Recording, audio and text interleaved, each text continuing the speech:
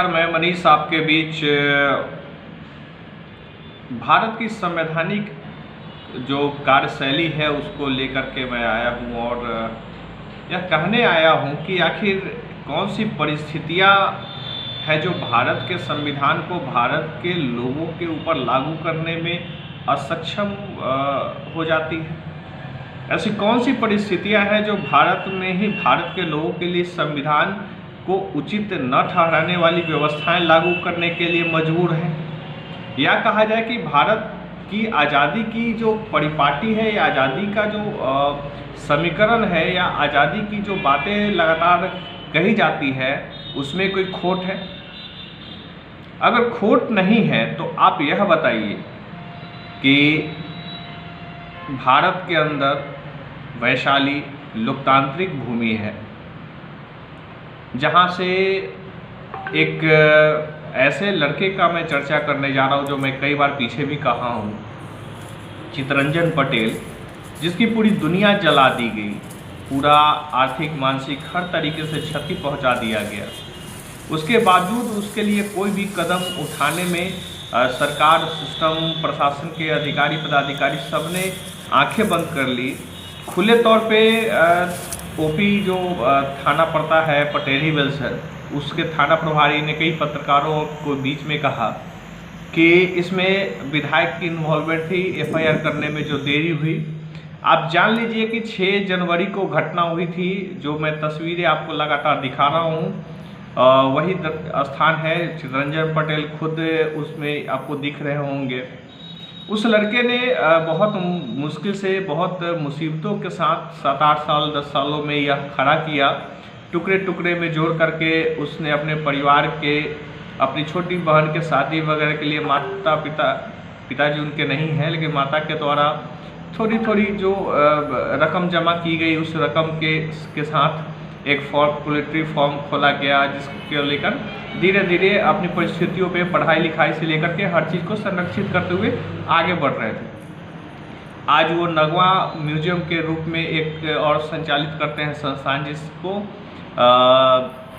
कहा जाए कि भारत की धरोहर को संरक्षित करने की अपनी खुद की जिम्मेवारियों के तहत वो काम करते हैं। इसी खेत के अंदर जो जहाँ पे आप जला हुआ यह देख रहे हैं, इसी में उनके पोल्ट्री फार्म थे और इसी में खुदाई के दौरान बहुत सारी चीज़ें मिली थी, जिसको लेकर के वो नगवा म्यूजियम भी बनाए और बहुत मुश्किल से सभी को लेकर के वो म्यूजियम चला पा रहे थे। घटना होती है 6 जनवरी को, घटना की सूचना मिलती है, थाना प्रभारी कभी नहीं जाते हैं। साथ ही बता दूं कि बहुत प्रेशर के बाद जो अनुमंडल पुलिस पदाधिकारी हैं राघव दयाल जी, उनको कई बार कहने के बाद, उन्होंने भी कई बार कहा, लेकिन थाना प्रभारी क्योंकि बहुत बड़े आरक्षण के तहत आते हैं और उनके पास ये अधिकार है कि वो थाना प्रभारी होकर के भी अपने बड़े अधिकारियों पे SC/ST एक्ट कर सकते हैं। इसलिए बड़े जो अधिकारी हैं वो लोग भी उनसे डरते हैं, क्योंकि तमाशा खूब होता है। वो आरक्षण के नाम पे रोजगार भी लेंगे, नौकरी भी लेंगे, और अगर उनका मन है तो एफआईआर करेंगे, नहीं तो नहीं करेंगे। उसके खिलाफ कोई बोल नहीं सकता। उसके बाद नौकरी पाने के बाद भी, लाभ के पद पे जाने के बाद भी उनकी आरक्षण की व्यवस्था, उनके शोषण के लिए जो उनके बचाव के लिए जो एक्ट बना हुआ है वो जनता पे सीधे लगा सकते हैं पर एवं बड़े पदाधिकारियों को भी डरा सकते हैं। ऐसी नीति भारत में ही संभव है और इस नीति के तहत ही बहुत दबाव होने के बाद, बहुत ज़्यादा प्रेशर के बाद 11 तारीख की शाम में एफआईआर दर्ज होती है। लेकिन कमाल की बात यह है कि मैं एफआईआर आपको जो दिखा रहा हूँ, आप देख सकते हैं कि इस एफआईआर में जो तिथि है वह है अशोक राम, जो थाना अध्यक्ष हैं, उन्होंने लिखा है वो 10/9/2021, यानी कि घटना से 4 महीने पहले ही थाना अध्यक्ष एफआईआर दर्ज करते हैं। आवेदक, जबकि आवेदन 6-7 तारीख को देता है, जनवरी 2022 को, लेकिन एफआईआर जो होती है वह 10 सितंबर 2021 के तिथि में होता है। अब यहाँ भी आरक्षण उनको दिया गया है और बड़े स्तर पे, और आप समझ के देखिए कि न्यायालय में 24 घंटे के अंदर यह एफआईआर गया होगा।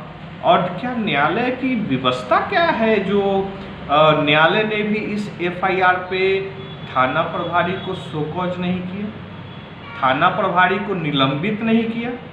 यह तो बड़ी ही मजेदार और रोचक चीज़ है कि न्यायालय भी इस बात के लिए बहुत ज़्यादा चिंतित नहीं है कि एक थाना प्रभारी किस प्रकार से काम कर रहा है, कितना असंवैधानिक भी है और अमानवीय भी है कि वह किसी के साथ हुई घटनाओं को वो मानवीय स्वरूप में भी नहीं देखता है।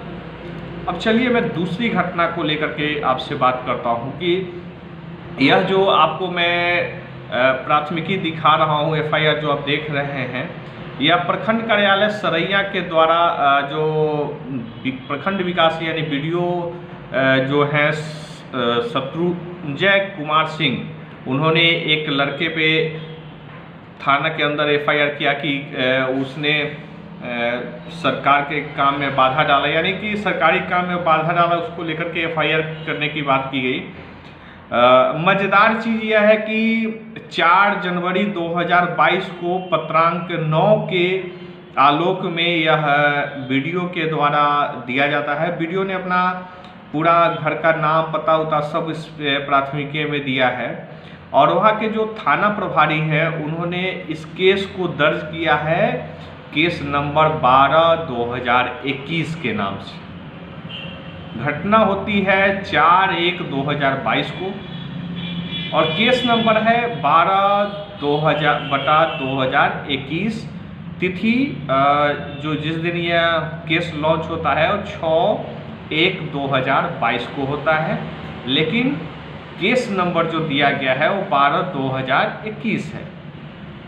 यानी केस नंबर 1 साल पहले की तिथि में, या कहा जाए कि 1 साल पहले की जो रिकॉर्ड होंगे केस दर्ज का या केस का जो सीरियल नंबर है वो 2021 के नाम से दिया जाता है। अब यह समझ में नहीं आता है कि वहाँ, ये तो वैशाली का मैंने पहले बताया चितरंजन पटेल की घटना, अब ये मुजफ्फरपुर की बात आती है, मुजफ्फरपुर जिला। वहाँ भी 24 घंटे के अंदर एफआईआर की कॉपी कोर्ट में सबमिट हुई होगी।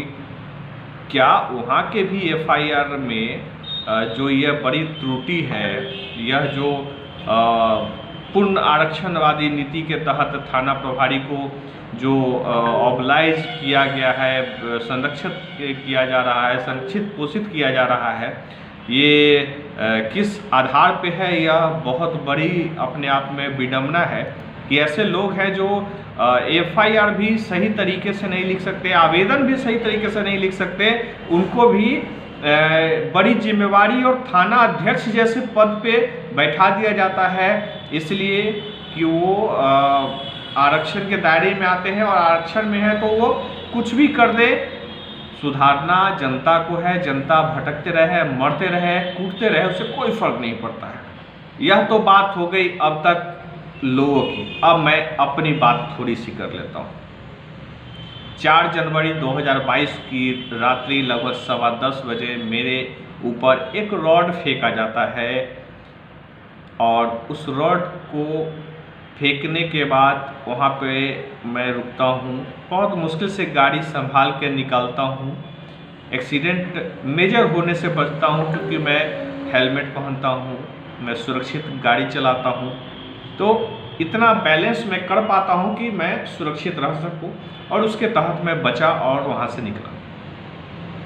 उसके बाद डीएसपी राघव दयाल जी से मेरी बातचीत होती है। उन्होंने बताया कि उस जगह पे कई घटनाएं हो चुकी हैं, कई गिरफ्तारियां हुई हैं नगर थाना के माध्यम से, लेकिन वहाँ पे जो थाना प्रभारी हैं सुबोध सिंह, उनको बहुत ज़्यादा चिंता इस बात के लिए नहीं है क्योंकि उनके पास बहुत फुर्सत होती है दारू बेचने के लिए, अवैध करवा चरस गांजा। हाजीपुर शहर में इसकी तस्करी बड़े स्तर पे है, अवैध हथियारों का भी बहुत बड़ा खेल नगर थाना क्षेत्र में चलता है, यानी नगर का जो क्षेत्र है उसमें बहुत बड़े स्तरों पे ये सारी कहानियाँ चलती हैं। खैर वो बड़ी बात नहीं है, फिर भी मैं 4 तारीख की घटना को, 4 जनवरी 2022 की घटना को लेकर मैं 5 तारीख को 2022 में, जनवरी 2022 में मैं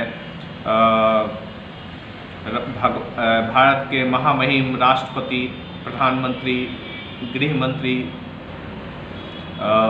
सुप्रीम कोर्ट के चीफ जस्टिस, मुख्यमंत्री बिहार, मुख्य सचिव बिहार सरकार, जिलाधिकारी एवं पुलिस अधीक्षक को मैं एक मेल करता हूं और पूरी घटना से अवगत कराता हूं।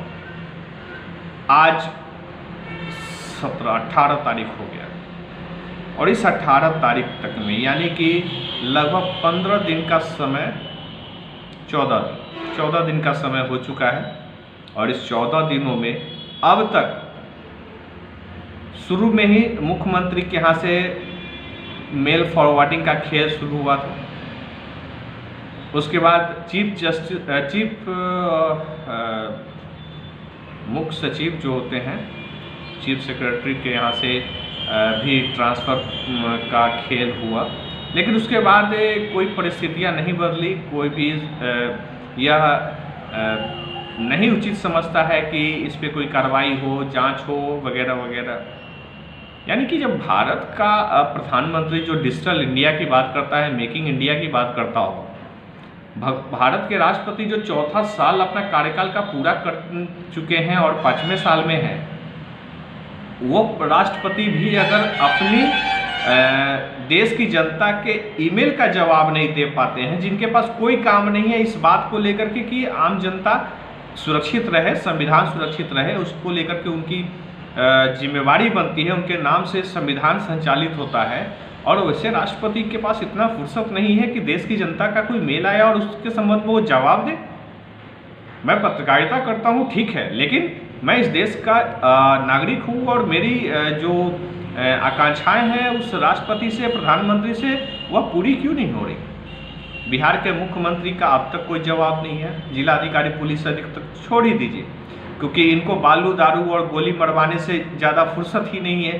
बहुत सारे टारगेट हैं, अवैध वसूली करके प्रभारी मंत्री को देना है, यहाँ के जिला के स्तर पे जो भी केंद्रीय मंत्री तक हैं उनको पैसे वसूल करके देने होते हैं, जनता को निचोड़ना होता है, बहुत सारे काम हैं।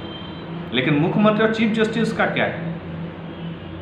ऐसे लोग भी अगर हमारी बातों को नहीं सुन रहे हैं और ऐसी समस्याओं का चयन नहीं कर पा रहे हैं, उनको समाधान की तरफ नहीं बढ़ा रहे हैं, तो संवैधानिक संरचनाओं पे हम भरोसा किस आधार पे करें? तो इसके संबंध में मैं आशा करता हूं कि आपकी कुछ विचार हमारे साथ साझा होंगी, आप सभी जो देख रहे हैं। और वैसे सभी लोगों से मेरा आग्रह है कि जो लोग इन परिस्थितियों से परेशान हैं, लोग आपके साथ या संविधान आपके साथ न्याय नहीं कर पाता है, तो आप अपनी आवाज़, आप किसी जाति, धर्म, समुदाय से हो, मुझे उससे कोई मतलब नहीं है, और भारत के साथ अगर न्याय करना है तो आप कम से कम बोलिए, नहीं तो आने वाली पीढ़ियाँ इस लायक भी नहीं बचेगी, स्वतः ही वो गूंगी और बहरी हो जाएगी। इसलिए बोलिए और टिप्पणी का मैं इंतज़ार करूँगा।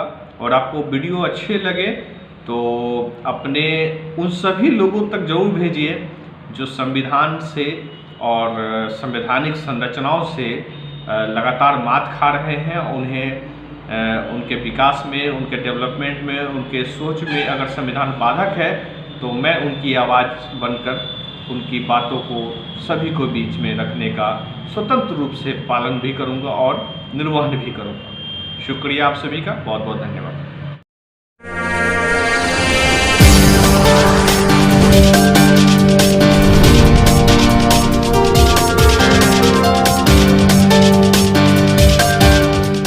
नमस्कार, कल मैंने एक दोबारा आया के लिए और इसलिए आया हूँ आग्रह किया था कि आप मुझे कुछ अपना संदेश दें। वैशाली में पत्रकारिता के माध्यम से मैंने कुछ आवाज पदाधिकारी के बनने का काम किया। नगर थाना हमारी संचालित